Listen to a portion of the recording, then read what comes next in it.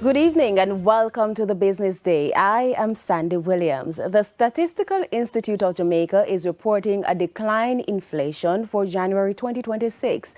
According to STATIN, all Jamaica Consumer Price Index also fell by 0.8% in January. The drop was driven largely by a 2.6% decline in the index for food and non-alcoholic beverages. Prices fell sharply in the category covering vegetables, tubers and other farm produce, as well as ready-made food products. STATIN says this was due to increased local agricultural supply, which pushed down the prices of items such as cabbage, carrots, cucumbers, sweet peppers, and tomatoes.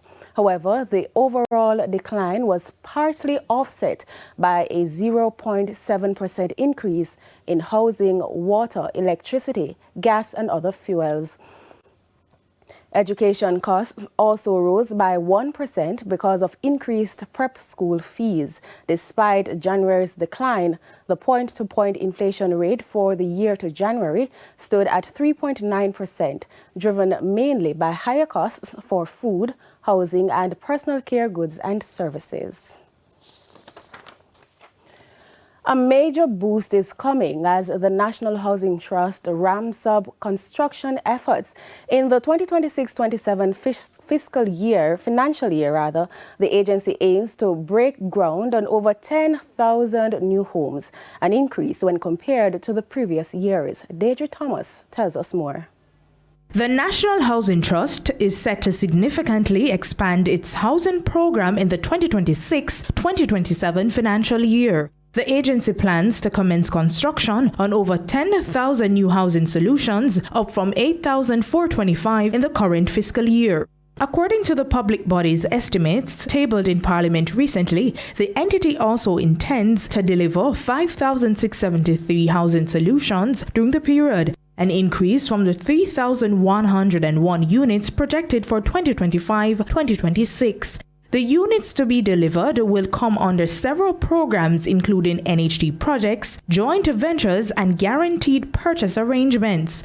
To support this expanded rollout, the NHD has budgeted capital expenditure of over $50 billion, an increase from the over $43 billion allocated in the previous year.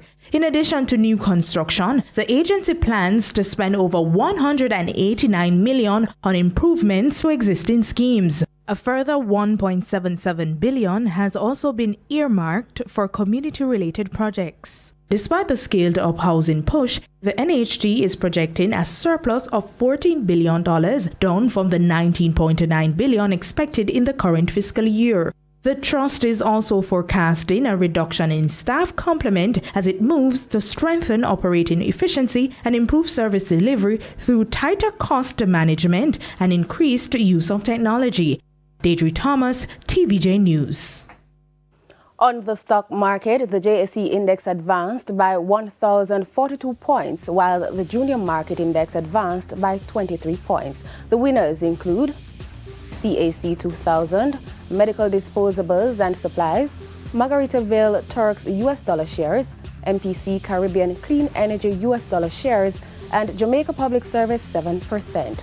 The losers include Mayberry Jamaican Equities, Cygnus Real Estate Finance US dollar shares, G-West Corporation Ordinary shares, Epley 7.25% preference shares, and KLE Group Limited, 19 stocks traded firm.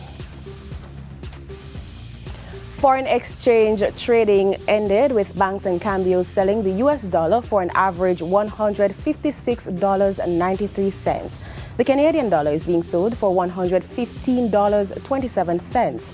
The pound is going for $212.32, while the euro is selling for an average $186.52. And that's the Business Day. I am Sandy Williams. Good evening.